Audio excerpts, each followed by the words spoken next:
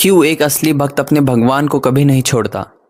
एक छोटी सी कहानी सुनो। हाँ, जब भगवान श्री रामचंद्र को वनवास हुआ था तो वन में वो तो नंगे पांव चलते थे। जब भी वो चलते थे उनके पैरों में पत्थर या फिर कांटों की वजह से कभी कभी पैर कट जाता था, खून आने लग जाता था।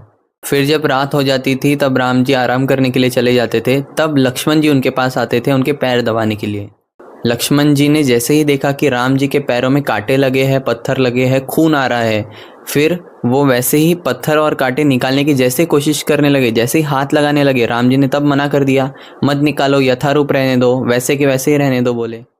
अगला दिन जब शुरू हुआ तब भगवान रामचंद्र फिर से अपने पैरों पे लगे हुए कांटे और पत्थरों के साथ फिर से चलने लगे, फिर से और खून बहने लगा।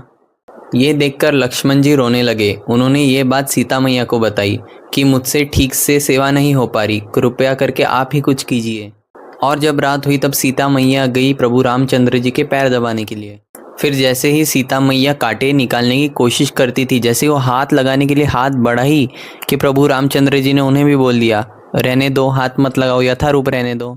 सीता मैया पूछती है, ये क्या लीला है भगवान, हमसे आपकी सेवा क्यों नहीं हो पा रही। तब भगवान श्री राम जी सीता मैया को कहते हैं, मैं क्या करूं, अगर एक बार भी कोई भी मेरे आके पाँव पकड़ ले, तब वो पत्थर हो या मनुष्य, मैं उसे कभी नहीं छोड़ता।